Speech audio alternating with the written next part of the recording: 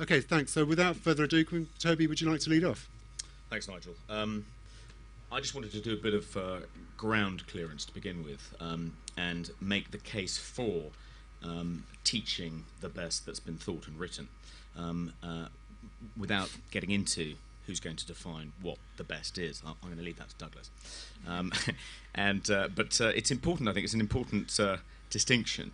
One of the reasons the canon isn't taught, it isn't taught in most state secondary schools, for instance, is not because the teachers have reservations about what the best is, and disagree with traditional conceptions of what the best is. It's because they don't think that schools should be in the business of teaching the best that's been thought and written. The priority in most community schools, most state comprehensives, is not the teaching of the best that's been thought and written, but the transmission of core values that the teachers and the educational establishment that they're part of believe is important. So they promote, for instance, multiculturalism. They promote tolerance of homosexuality, and so on and so forth. Now, I'm not saying, I wouldn't for a second say that it's wrong to try and transmit those values, but I just want to make the point that when they're selecting what to teach, they're not thinking, is this the best? They're thinking, what's most likely to foster the kind of society I think it would be good to live in. So, for instance, give you an example. When choosing what to teach, when choosing two books to teach for English GCSE, let's say their first choice is Pride and Prejudice, and then in their second they've got to choose between Middlemarch and The Colour Purple. They would choose The Colour Purple to try and promote the idea, to try and promote mutual respect, mutual understanding, tolerance, and so on and so forth, not because they think The Colour Purple is a better book than Middlemarch. That would be a secondary consideration. So why do I think that schools ought not to be in the business of transmitting the values that the teachers believe society ought to prize, but why it should just be in the business of transmitting knowledge and fostering a kind of independent mindedness and ability to think critically and intelligently about the world? Well, I think for one thing, the problem with putting the emphasis on the transmission of values is that inevitably there's a political bias. Subjects like citizenship might as well be called why you should vote Labour.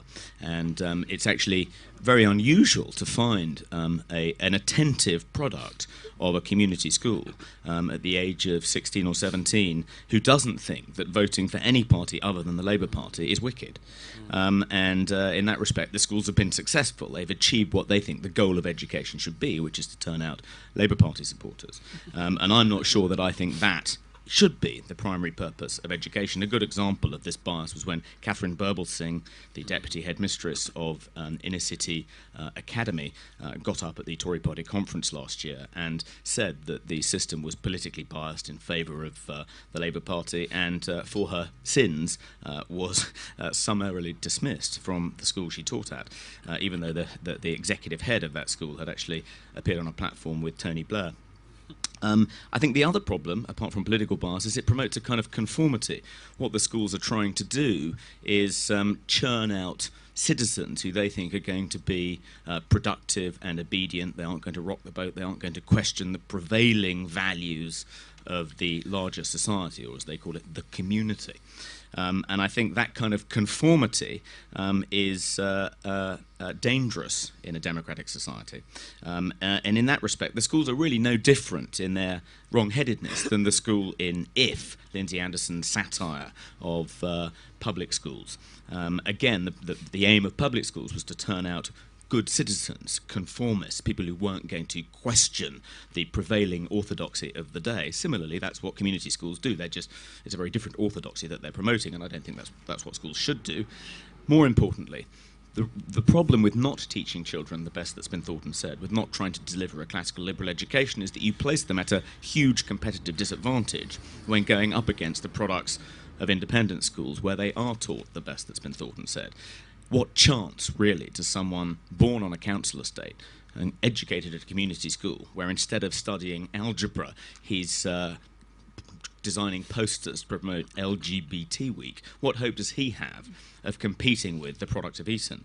And just one example, Westminster got more children into Oxford and Cambridge last year than the entire population of children on free school meals. And of course, children at Westminster have many advantages that children on free school meals don't, but I don't think that's the entire explanation. I also think it's because they've been taught the best that's been thought and written, and that gives them a huge advantage, and you're hobbling children by not teaching them this and rendering them unable to compete in the kind of meritocratic arena. But fourthly, I think, and most importantly, it's about imparting a gift to the child. It's about fostering the ability to think, the ability to transcend and get past whatever is distracting them in the wider world, the prevailing values which are out there, the ideological currents. If you teach them properly, if education does what it's supposed to do, you create a kind of independent space where someone can kind of retire and go and observe the world critically. There's a wonderful letter that Machiavelli wrote in which he describes the difference between his day-to-day life and his life when he retired to his library. And he talks about casting off his worldly garments and brushing the dirt off his fingers and communing with the ancients. And that, to me, is what a school should aim to be. It should be a place in which children can cast off the day-to-day distractions and commune with the best thinkers and the best writers out there. So I think that's the case for teaching the best that's been thought and said. And I'm now going to hand over to Douglas, who's going to explain why, when it comes to the best, there's the West and the rest. Thank you.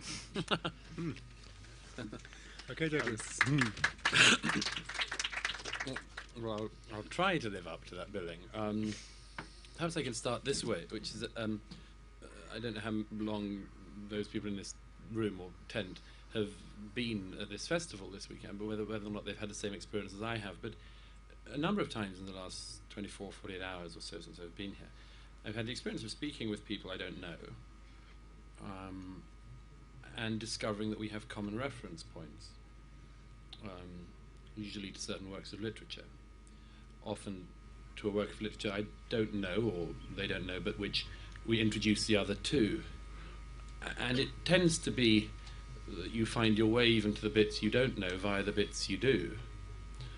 Say a less important poet in the Auden generation, or a less important contemporary of Hegel's, or so on. And we can only do this because we have a way through the extraordinarily vast and sometimes in the modern world almost incomprehensible jabber that constitutes writing, speaking, and so on, a bewildering array of voices. I had experiences yesterday evening speaking to Don Cupid, who I'd never met before, never heard speak before, but who's one of my great heroes, I think one of the leading philosophers today. And although we differ on all sorts of things, we have common reference points, common cultural centres. I think it's a very unwise thing for any culture to make itself entirely relative or not to teach something like a core culture. That phrase that I've just used, I've stolen from a thinker who I hope some of you know, Bassam Tibi, a wonderful contemporary German Muslim theologian and social critic, came up with this term some years ago, Leitkultur in German, the core culture. And the reason why I cite this term is because I think it points to a way out of our current malaise, which is that Tibi says that the idea of a core culture is not that it's exclusive, but rather that it provides a central point around which all sorts of variations are possible. And I think this is the case in education.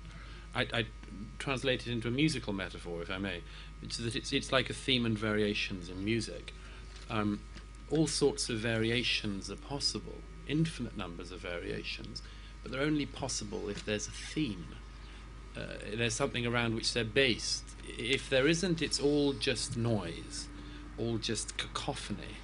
I think it's in that direction, sadly, that we've been going in recent years. You know, one of the people who influenced me most, who I've written a lot about in the past, is Alan Bloom, the author of, most famously perhaps, of The Closing of the American Mind, but also editor of Rousseau and Plato. And Alan Bloom argued in the 1980s that if you weren't to teach children a canon based around a Judeo-Christian heritage, starting with the Bible and going through a whole set of other things, you would have to find a tradition which had as much in it and encompassed as much. You would have to find, for instance, a book as huge in its reach, as epic, with as many stories, as many ideas as the Bible onwards. And if you did, well, fine, and good luck. But most of the options put before people, I think, haven't equaled that achievement, that what is regarded still as the canon. You know, Strauss said somewhere that the thing about the moderns is that they're very clever. They built their tent on very, very wide but extremely shallow ground.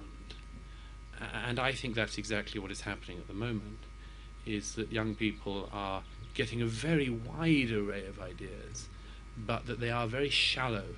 And you can tell that, by the way, in the fact that the things that Toby just described are effectively current trends. And that isn't to say that they're bad, but they are trends that have come very, very swiftly. I mean, in the last 10 years, in most cases. And that should at least trouble people for where the next 10 years would take such a shallow culture. And I wanted to finish on two quick points. One is the importance of transmitting the idea, and I think the canon is the best way of doing it, transmitting the idea that individuals matter, that history is not a process of economics solely.